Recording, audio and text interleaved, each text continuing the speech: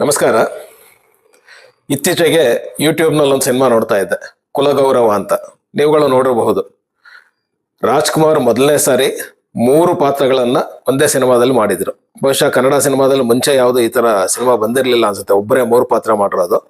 ಅಪ್ಪ, ಮಗ, ತಾತ ಎಲ್ಲ 3 ಪಾತ್ರಗಳನ್ನು ರಾಜ್ಕುಮಾರ್ ಮಾಡಿದ್ರು. ಅವರ ಉತ್ತಮ ಅಭಿನಯಕ್ಕೆ ಆ ಸಿನಿಮಾದಲ್ಲಿ ಅವರಿಗೆ ರಾಜ್ಯ ಪ್ರಶಸ್ತಿ ಕೂಡ ಬಂದಂತೆ. ಸುಮಾರು 50 ವರ್ಷ ಹಿಂದಿನ ಸಿನಿಮಾ ಇದು. ಈಗ ನೋಡಿ, ನಾವು ನಮ್ಮ ಜೀವನದಲ್ಲಿ ಎಷ್ಟೊಂದು ಪಾತ್ರಗಳನ್ನು ನಾವು ನಿರ್ವಹಿಸ್ತಾ ಇರ್ತೀವಿ.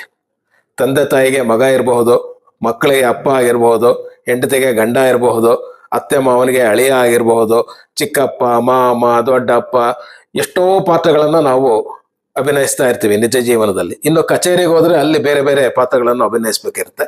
ಈಗ ಬರೀ ಮನೆ ಪಾತ್ರಗಳನ್ನು ಅಷ್ಟೇ ನಾನು ಹೇಳ್ತಾ ಇದ್ದೀನಿ. ನಾವು ಈ ಎಲ್ಲ ಪಾತ್ರಗಳನ್ನ ಎಷ್ಟು ಚೆನ್ನಾಗಿ ನಿರ್ವಹಿಸ್ತಾ ಇದ್ದೀವಿ? ಒಂದ್ಸಲ ಈ ಪ್ರಶ್ನೆನ ನಮ್ಮನ್ನು ನಾವು ಕೇಳ್ಕೋಬೇಕು. ನಿಮ್ಮ ಹೆಂಡತಿ ನಿಮಗೆ ಹೇಳಿರ್ಬೋದು, you are a good father but not a good husband ಅಂತ.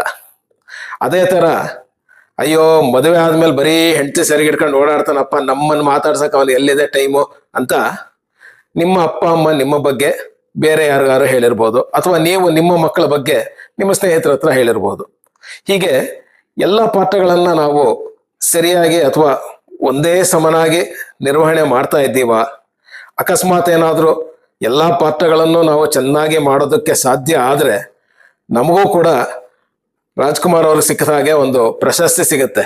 ಆದರೆ ಆ ಪ್ರಶಸ್ತಿಯ ಹೆಸರು ನೆಮ್ಮದಿ, ಸಮಾಧಾನ, ಆನಂದ ಅಂತ. ನಾವು ಎಷ್ಟು ಚೆನ್ನಾಗಿ ಈ ಪಾತ್ರಗಳನ್ನು ನಿರ್ವಹಿಸಿ ಈ ಪ್ರಶಸ್ತಿಯನ್ನು ತಗೋಬಹುದು, ನಮ್ಮನ್ನು ನಾವು ಒಂದ್ಸಲಿ ಕೇಳ್ಕೊಳ್ಳೋಣ. ನಮಸ್ಕಾರ.